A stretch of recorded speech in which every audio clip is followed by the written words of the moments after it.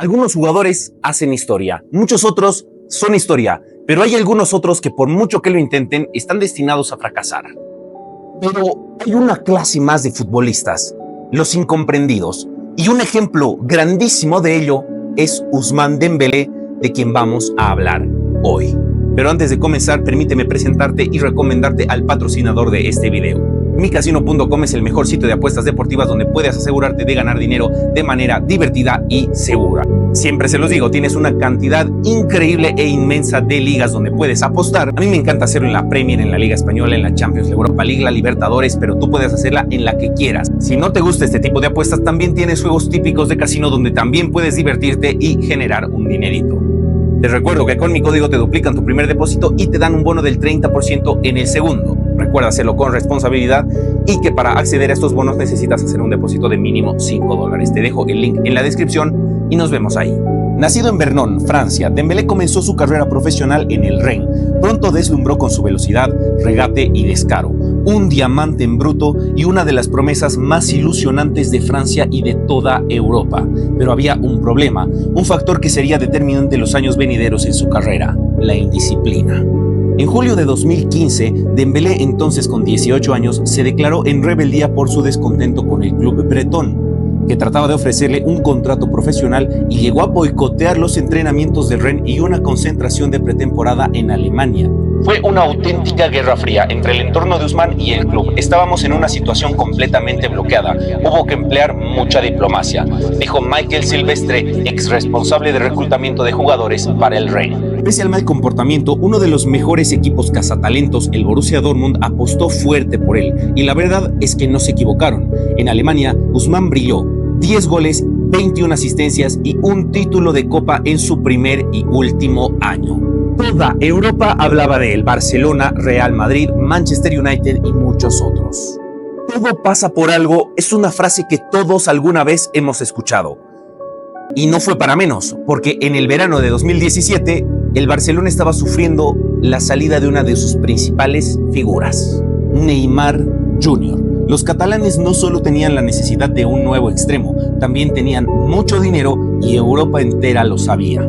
Al igual que al salir del Rennes, Ousmane se rebeló contra el Dortmund. Su abogado Markus Schütz amenazó al equipo con denunciar el contrato firmado, provocar que el futbolista recibiese la carta de libertad para permitirle firmar por el Barcelona sin coste alguno. Dejó de presentarse a los entrenamientos para forzar su salida a toda costa.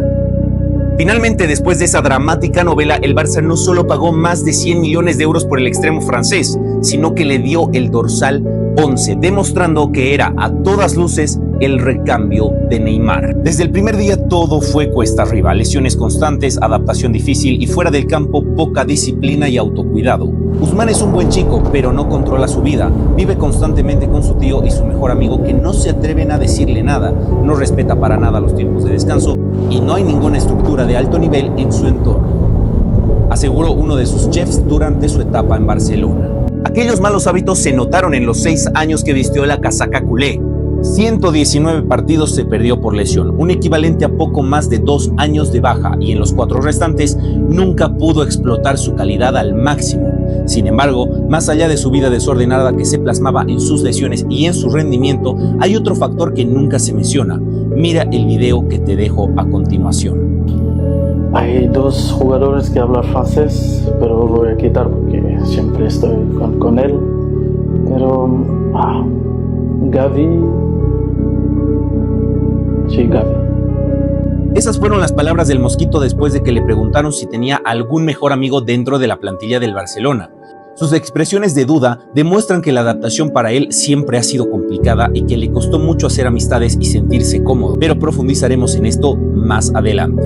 No vamos a negar que vistiendo la casaca culé hubo momentos de magia, goles, regates y destellos de su calidad, pero nunca fue suficiente, al menos no para la afición, porque la llegada de Xavi Hernández al banquillo blaugrana fue un punto de inflexión para la carrera de Dembélé.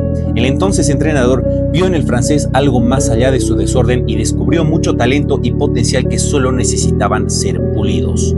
Todo esto ocurrió en medio de una polémica. Ousmane no respondía a las ofertas de renovación del club y todo parecía indicar que se iría libre en verano, pero Xavi lo recuperó. Ayudó al Mosquito a que cambiara los pitidos del Camp Nou por aplausos y ovaciones. lo convenció de formar parte de su proyecto y gracias a esto renovó. 8 goles y 9 asistencias dejó en su última temporada como culé. Pero eso no fue lo sorprendente, sino que lo hizo en 35 partidos y 25 de ellos partiendo como titular. Por fin había tenido una temporada regular en la que había podido jugar la mayoría de los partidos y ofrecer un rendimiento bastante aceptable. Pero el gran e inesperado giro de 180 grados estaba a punto de ocurrir.